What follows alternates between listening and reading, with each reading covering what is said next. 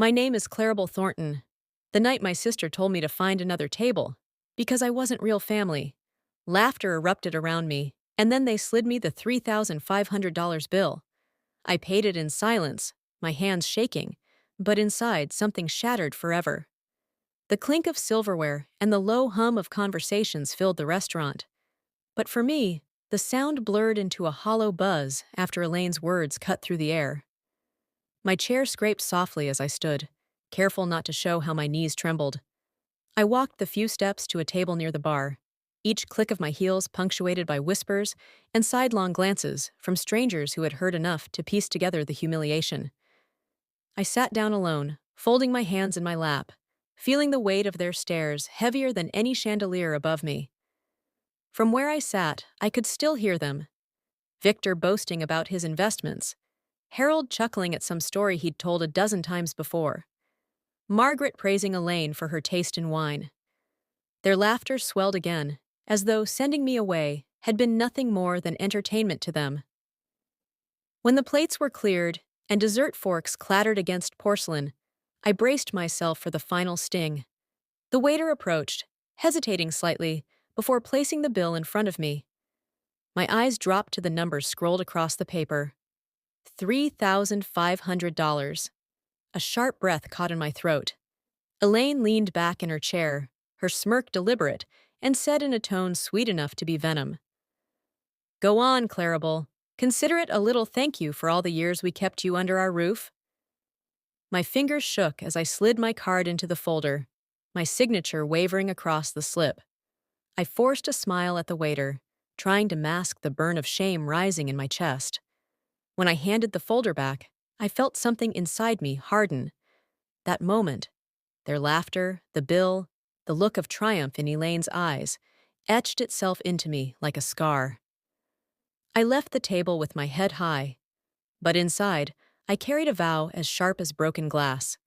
They would never again decide my worth. I grew up with the reminders carved into every moment that I didn't belong. On Victor's 16th birthday, the driveway gleamed with a brand new car, neighbors gathering to admire it, while I trudged miles to school in shoes that let the rain in. Elaine was given dresses wrapped in tissue paper, colors bright and untouched, while I pulled on garments that smelled of closets and mildew, their seams worn before they ever touched my skin.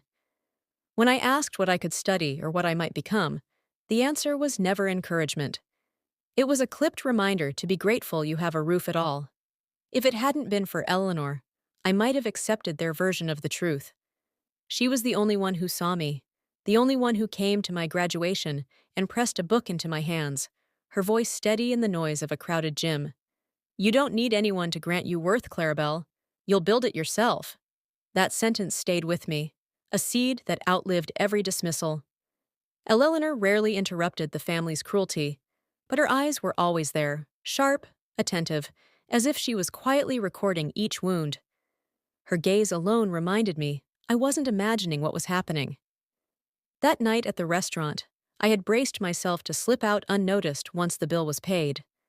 My humiliation felt complete, and I wanted only to escape, but the scrape of Eleanor's chair startled the room into silence.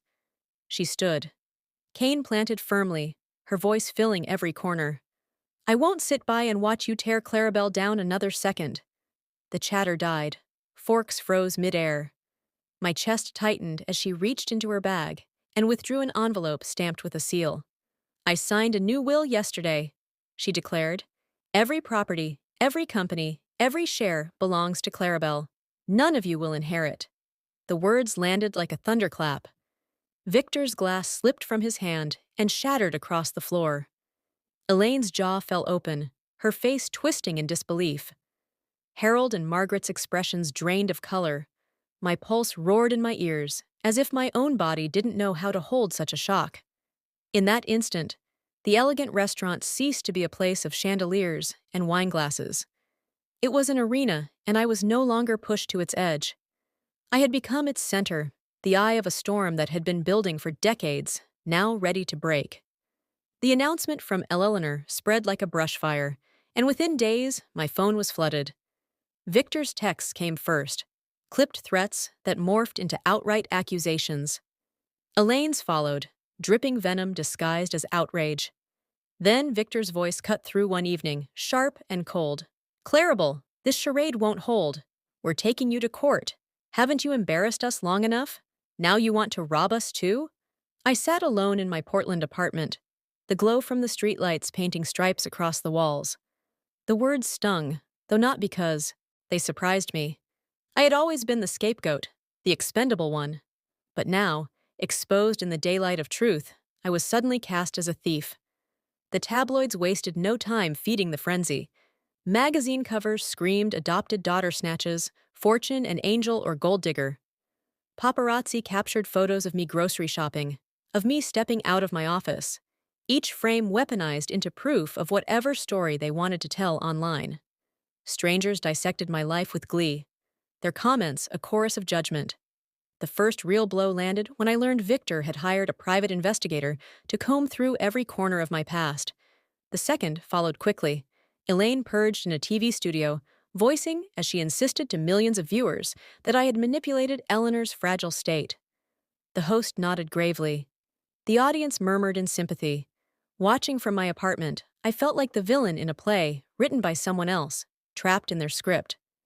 But then, the turn I never expected. One late afternoon, Eleanor summoned me to her study at the house by Lake Oswego. Papers lay spread across her desk, heavy with ink and evidence. She slid the folder to me.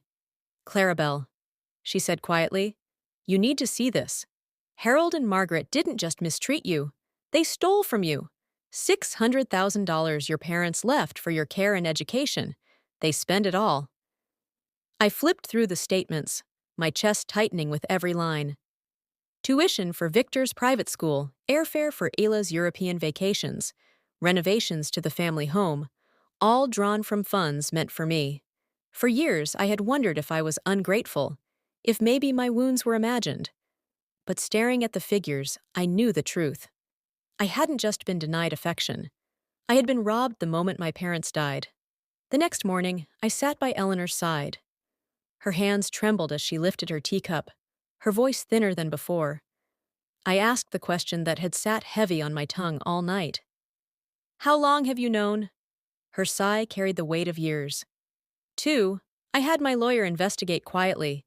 I couldn't accuse without proof. Clarabelle, this was never about money alone. It was about how they used you, how they built their lives on what was yours, and I refused to leave this world with that lie still standing. Her gaze held mine, unwavering, despite the shadows under her eyes. "The doctors say it's stage 4, pancreatic. My time is short, but before I go, I want justice for you." Her words cut deeper than any insult Victor or Elaine had ever hurled. Relief that she had always seen the truth collided with the grief of knowing I would lose her soon. She reached for my hand, her grip frail but firm. "We'll do it together. A press conference, all the documents, all the evidence laid bare for everyone to see. You will not be silent anymore." I looked at her, frail but unyielding, and something sparked inside me. For the first time in decades, I felt hope rise above the ache. This time the world would hear me. This time, justice would not be theirs to twist. The rain that morning felt like a warning, small, cold pricks against my coat. As Eleanor and I stepped into the packed conference room, cameras blinked like a constellation turned hostile. Microphones reached for us, as if they could pluck the truth from the air. I sat by her side, fingers clenched around the armrest, listening as Caldwell arranged the documents so the lenses could not miss them. Bank statements, notarized transfers, medical evaluations that proved what Eleanor had long insisted was true. When she spoke, her voice was steadier than I felt. She named the small cruelties that had followed me for decades, then pushed the paper forward and said plainly that money meant for my upbringing had been diverted. The room held its breath. For once, private injury had become public record. Then Elaine burst into the doorway, mascara streaking down her cheeks, outrage dripping from every syllable. She pointed at me and accused, loud, performative, desperate. Cameras hungrily captured every tremor in her voice. Instead of shrinking from the spectacle, Eleanor leaned close and murmured, "See? They undo themselves. The word felt like a match struck in the dark. I sat there as the world watched the wound finally expose its raw edges. The video of Elaine's outburst went viral before dinner. Social feeds filled with people who had never known me, suddenly offering sympathy while others dug for dirt. 3 days later, the family's lawyer filed a suit accusing me of coercion and undue influence. The narrative flipped on its axis. The defender became the accused. Then came the rumors. An alleged rendezvous with a wealthy client. Hints of impropriety that required no proof to sting. Anonymous tips. Opportunistic reporters. Venomous headlines. Each one a calculated blow. One night, a man's voice warned me to walk away or be exposed. My hands trembled, not from fear alone, but from fury I'd long kept tamped down. Caldwell spread our evidence across Eleanor's coffee table and spoke with the bluntness of someone used to storms. They'll manufacture noise. We answer with facts. Watching Eleanor rest, her breath shallow, but her gaze unchanged, I felt the shape of what we were fighting for. Not money, but the truth about who I had always been. This time, I would not be quiet. The courthouse gleamed in the sunlight, but inside the courtroom, the air was thick with tension, heavy as if it could be carved with a knife. I wheeled Eleanor to our table, Caldwell walking beside us with a quiet authority that steadied me. Across the aisle sat Harold, Margaret, Victor, and Elaine. Their suits pressed, their expressions sharpened into daggers of resentment. Their lawyer rose first, voice smooth, yet cutting. He painted me as a manipulator, a parasite who had preyed on an old woman's fragility. She exploited Mrs. Hayes's weakness, bending her judgment to steal what was never hers, he said, his gaze skewering me, as if daring me to deny it. Each word ignited anger and grief in equal measure, because the truth was simpler. I had never wanted their money, only acknowledgement, only justice. Caldwell stood with calm precision. He stacked the evidence high and opened each binder for the court to see. Bank records traced the theft of $600,000 withdrawn and redirected to cover Victor's tuition, Elaine's travels, Harold and Margaret's comforts. Witnesses testified to the years of cold shoulders, the humiliations I had endured. Then came the medical records, clear proof of Eleanor's sharp mind when she signed her will. But it was the video that broke the room wide open on the screen. Elaine shrieked before reporters, her voice shrill and echoing. "We deserve that money. We raised her." The words reverberated through the chamber, a confession laid bare. I watched her pale at her own reflection, lips trembling. I rose, my voice fragile, but steadying with each syllable. "I am not here to steal. For 30 years, I have been invisible in the only home I had. Pushed from family photos, mocked in hand-me-downs, denied even a small request for tuition. All the while, what my parents left me was spent on their own children. Today, I ask only this, that I be seen as someone worthy of justice." The silence that followed was immense. I could hear my heartbeat in my ears, but I did not waver. Judge Morrison leaned forward, her silver hair gleaming under the fluorescent lights, her eyes sharp with finality. "Having reviewed the evidence and testimony, this court finds the will valid. The estate is awarded in full to Claribel Thornton.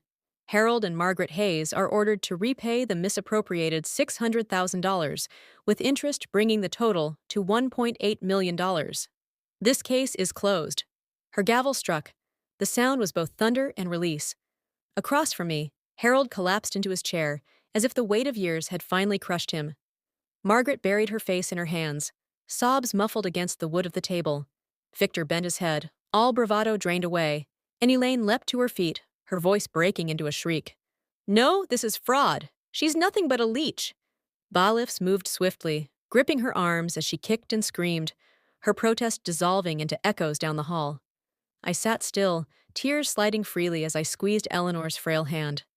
She turned her face towards me, her voice a whisper, but sharp with pride. "You've won, my dear, and you've earned every bit of it."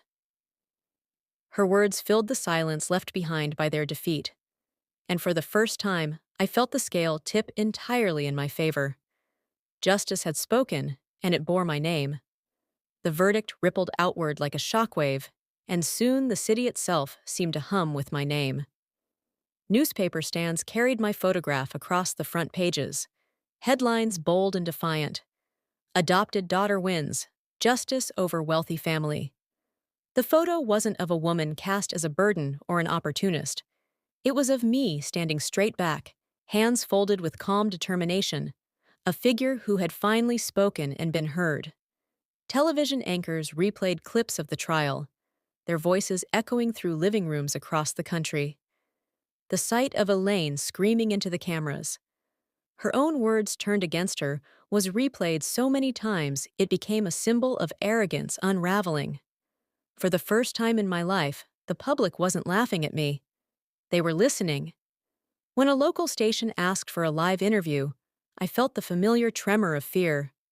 Cameras had always been used to twist my story, to cut my life into pieces that fit their cruel headlines. But this time, I knew the story would come from my lips. I sat under the hot studio lights, the host across from me, and spoke plainly. The hardest part of this fight wasn't about inheritance, I said, my voice carrying further than I expected. It was living under a roof where I was never treated as a daughter. Every day I was reminded that I was an outsider. The ruling doesn't just return stolen money, it restores dignity, not just for me, but for every child who has been told they are less because they were adopted. The studio fell into silence, the kind that vibrates because people are holding their breath. Then applause broke, rising like a tide, spreading into homes through the broadcast. Later, letters and messages poured in. Adoptees, foster children, people who had lived years in the shadows. Their words echoed the same sentiment. Thank you for saying what we could not. I walked out of that interview with my shoulders lighter than they had ever been. A weight I'd carried for decades had finally fallen away. Not because the past had changed, but because I had claimed it for what it was, and refused to be silent anymore. The weeks that followed were a blur of signatures, legal filings, and headlines. But beneath the public storm, the private truth lingered. Eleanor was fading. Her steps grew slower, her breaths shallower, her body more fragile with each passing day. I spent hours at her bedside, lavender filling the air from the sachets she kept by her dresser. She slept often, but when her eyes opened, they still glimmered with the fire that had fueled her voice in court. One evening, she reached for my hand, her fingers cool but steady. "Claribel," she whispered, voice thin but unshaken. "Never let them define you. You are my legacy, not because of what I've left you, but because you found the strength to fight when they wanted you silent." Tears slid down my cheeks as I leaned closer, inhaling the familiar scent of her hair, silver and soft against my cheek. I whispered back that I would carry her words always, that I would honor her, not with money, but with the life I built. A few nights later, she slipped away in her sleep, her face serene, her hand still loosely curled in mine. The grief that tore through me was raw, but beneath it pulsed something stronger. The unshakable truth that she had left me more than wealth. She had given me a universe of strength and the permission to live defined not by their cruelty, but by my own resilience. A year later, I stood inside the glass tower of the Ella Lehner Foundation, the charity I built in her honor to protect foster children who had been cast aside like I once was. On the walls, photographs of smiling children glowed with hope. The headlines, No Longer, labeled me as the adopted daughter chasing inheritance. Now I was written about as a leader, a woman who turned scars into strength. A financial magazine even declared Claribel Thornton, the woman who turned pain into legacy. And my former family, Harold and Margaret, sold everything, retreating to a cramped apartment. Victor's marriage dissolved under debts, and Elaine's empire collapsed into bankruptcy. Her name tarnished. One day, she sent me an email begging forgiveness, even money. I deleted it without hesitation. They had destroyed themselves with greed, stepping onto the balcony. Portland's sunset washed over me. Eleanor's words echoed softly. The sweetest revenge isn't destroying them. It's building the life they never believed you could. And I knew I had done exactly